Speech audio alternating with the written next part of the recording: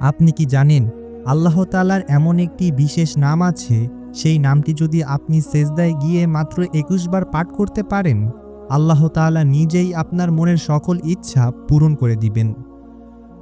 তাই আজকের এই ভিডিওটি আপনার জন্য মহান আল্লাহর এক বিশেষ নিয়ামত।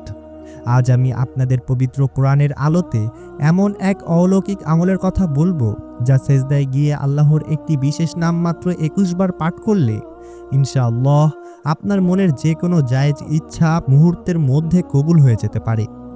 আমাদের নবীজি সাল্লাল্লাহু আলাইহি ওয়াসাল্লাম বলেছেন, বান্দা যখন সেজদায় থাকে তখন সে আল্লাহর সবচেয়ে কাছে চলে যায়। আর সেই মহিমান্বিত মুহূর্তে আল্লাহর এই নামটির উসিলা দিলে অলৌকিক কিছু ঘটা অসম্ভব নয়। তাই নিজের ভাগ্য পরিবর্তন করতে এবং আমলটির সঠিক নিয়ম জানতে ভিডিওটি একদম শেষ পর্যন্ত দেখতে থাকুন। প্রিয় ভাই বোনেরা, আল্লাহ তাআলার আসমাউল হুসনা বা গুণবাচক নামগুলোর মধ্যে এমন কিছু নাম আছে যা দিয়ে ডাকলে আল্লাহর দয়ার সাগরে জোয়ার আসে।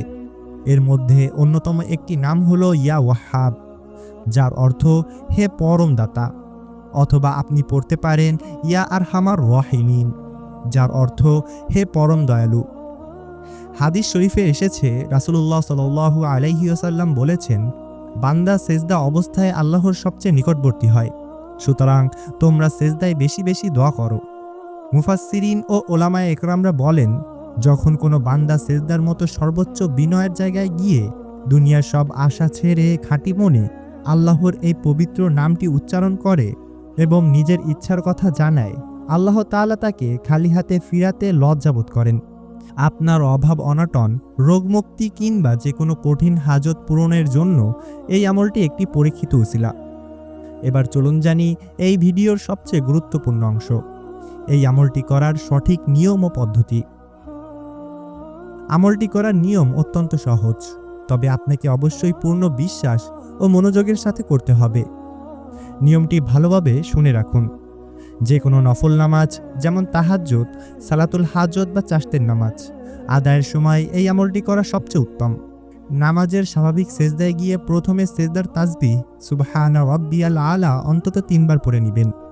এরপর ওই সেজদাতে থাকা অবস্থায় মনে মনে আল্লাহর এই পবিত্র নাম ইয়া ওয়াহাব অথবা ইয়া আরহামার রাহিমিন ঠিক ২১ বার গণনা করে পাঠ করবেন।